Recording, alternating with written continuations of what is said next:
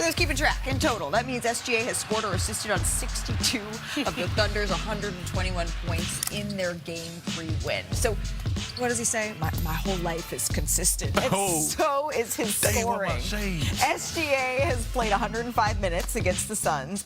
105 minutes, and he has 104 points, My God. guys.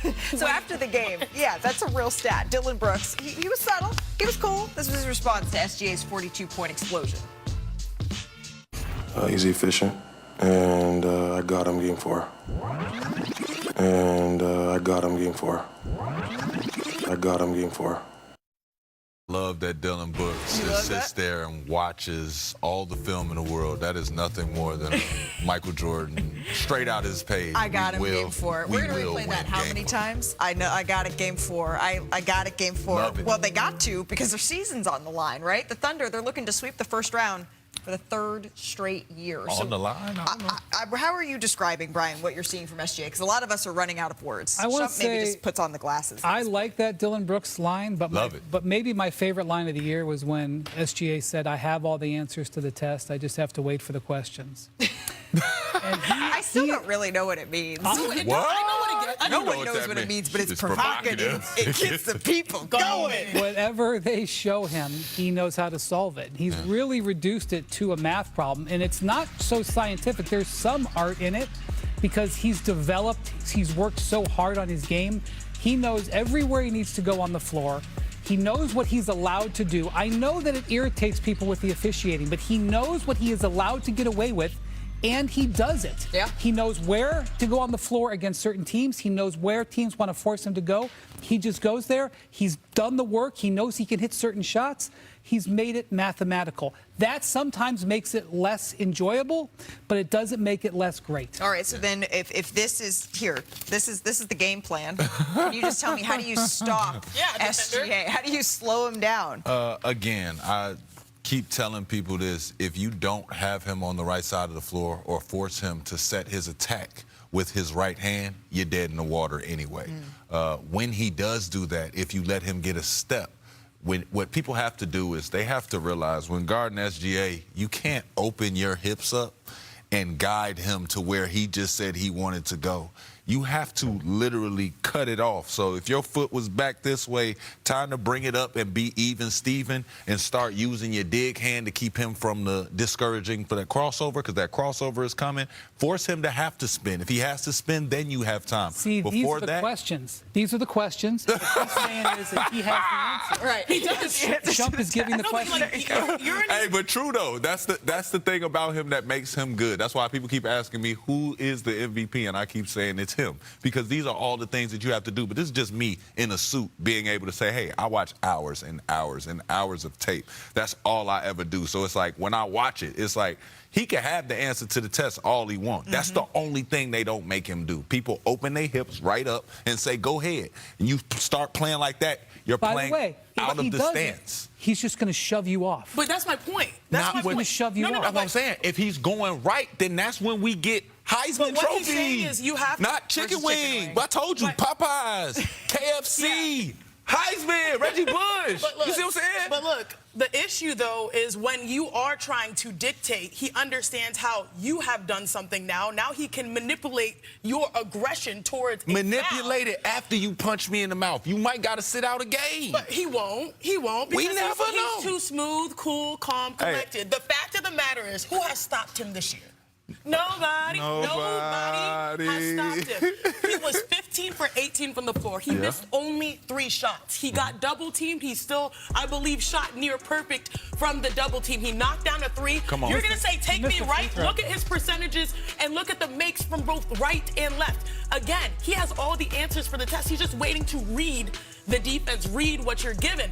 This is someone that is putting on a masterclass offensively. It may not be sexy. It may not be dunks. It may not be step-back threes. But this man cannot be guarded currently in the NBA. Give me some. You can't.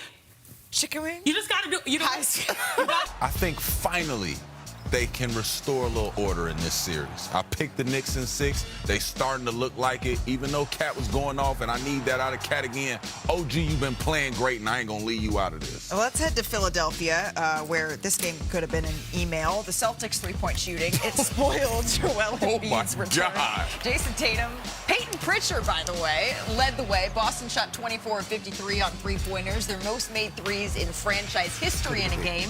One short of the NBA postseason record. So, Brian, what impressed you the most? Well, they replied all 24 times, 24 threes in this game. Wow. You're not beating the Boston Celtics if they hit 24 threes. And Derek White still has really not gotten his offensive going. Tatum with 11 assists in this game, 11 assists. Boston is looking like the team to beat in the Eastern Conference. Oh, that should be scary for the rest of the league. Here we go. Let's go to Toronto. Here we go. Scotty Barnes, RJ Barrett, they've been showing up as the Raptors tied up this series. It was a party in the 6. All right, 10.5 to play. The Cavs down 1. Like James what? Harden. Sorry. Careless pass there today. How are you going to do an entry pass from half court to the wing off the bounce? That's like a no-no that you learn in junior high. But I love Harden, but still, we got to keep it real. James Harden for 3. This one's good. So the Cavaliers take the lead off of that one. So now Toronto's down by 5. The Raptors on the offensive board.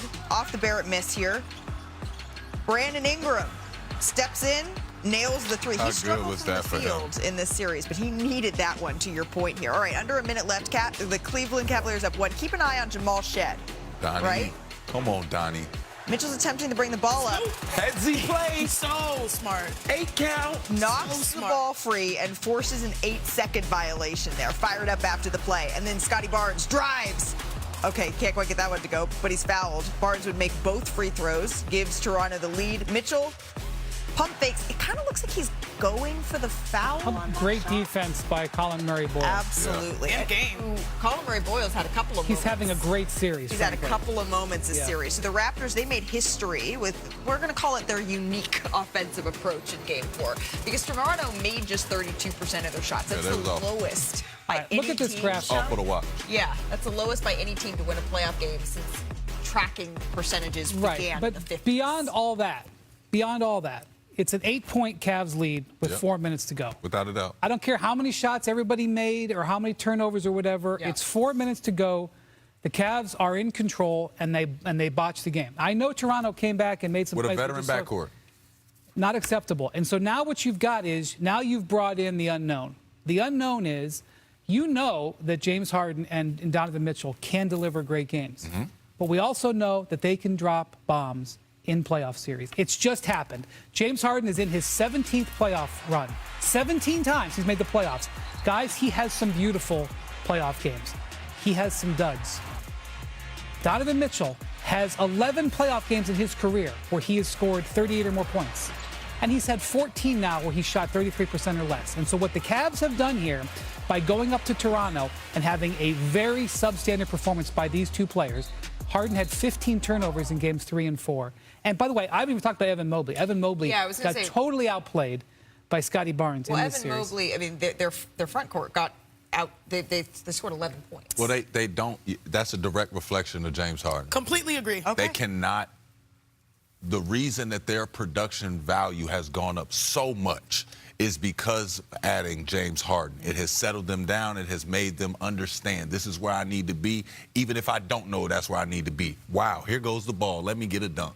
Having that every game and then having that stripped from you because not only are you not getting an assist on this play or an attempt on this play, you're getting a damn turnover. Exactly. On the sideline, nobody back for defense but James Harden. Like, you in trouble. So I don't want to say that they got completely outplayed as much as the production has to trickle down from James Harden, Donovan Mitchell. Now they can eat. I would argue that they were not necessarily outplayed, but they were out-physicaled because the Raptors are physical on and the they other play end, that's hard. on them. Yeah, but you're right. There's a chain reaction between James Harden having 7 turnovers and those two guys combining for 11 points. Right. Because a lot of their opportunities are either in the short roll or just finishing, especially for Jared Allen at the rim. Hello. And so overall, the Cleveland Cavaliers, you play with fire. We've seen it. You can get burned. Mm-hmm.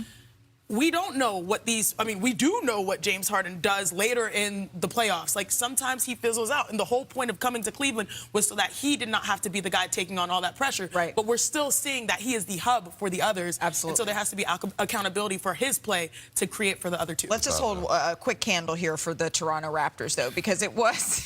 Thank you. It was not just the Cavaliers being outplayed. It's what Toronto did to them, Shai. Yeah, completely. I mean, what I like about Toronto is, one, you see how the impact of playing at home and being more comfortable helps your shooting. They just looked like they bought themselves time, especially defensively, so that they got better looks, so they felt more comfortable knocking down shots. Also, Darko Rajakovic, in his first ever playoff series coaching, the maneuvers that he made, bringing Scotty Barnes out to play defense on the perimeter and leaving Evan Mobley in the back, that has been a great move so far for him. And now all of a sudden we have a series, and it is not a short one. And elsewhere in the East, the 8th-seeded Magic, they have a 2-1 lead over the Pistons after ending Game 3 on a 9-0 run. You talk about physicality, Shai. Yeah. I'm surprised to see the Magic they're beating the Pistons at their own game. And you guys know, I'm a post player. I'm very post-centric. It's all about the rim and Jalen Duren and his lack of production. To me, that's been probably one of the most fascinating parts of this. The fact that they have an all-star that they have not been able to unlock. Credit to the Magic, because I said the Orlando Magic... And to Wendell Carter. Oh, yes, absolutely, Wendell Carter right there. Because they took a page out of the Pistons playbook. They played physical. They played aggressive. And it's kind of wild because now all the pieces are coming together. Desmond Bane shooting the ball well. Like Paolo Banchero and Franz Wagner, this is what they imagined, having guys that are both 6'8", 6'9", multiple skills. It seems like the pieces are coming together, whereas the Pistons have been a one-trick pony, relying so much on Cade to get those other looks. Duren has to take it personal, and it's hard. When you're in your first playoff series, you know what it's like. It feels like, it's a whole different level of basketball. So typically there's an adjustment, but I would say that the lack of, he's not shooting the ball enough to even have a big enough impact on the game. And I think that some of that, just attack the glass. More rebounds. The more and more rebounds you get, the more and more you feel like you're a part of the game. I think that right now, it's been hard for him to get those rebounds, but I'm also looking at why, when these rebounds are going up, there's a lot of 50-50 balls that are going out, and you're watching Jalen Duren, who during the season you never saw it, but now we're seeing his legs are locked completely. They're not bent down. He's not rushing around. You're not pushing people in the back and bullying them under the rim. I mean, they're slowing down Cade Cunningham as well. Without a doubt. So does that then feed into what we're seeing with the rest of the team? It does, but for Jalen Duren, it cannot. That's what she means by having an all-star forward or all-star center. You want to be big time? That cannot happen. You have to have it in the playoffs, especially if it's going to be in the rebounding category. Right. You need to be able to push people under that rim and get done what you want to get done. Control your destiny as a post player. We've seen Karl Anthony Towns, at least we've seen an adjustment where he got way more touches. Like, those are the types of adjustments that the Detroit Pistons need to make for their all-star. Absolutely. All right, well, the Eastern Conference all of a sudden has gotten very interesting in the series percentage in playoff history. So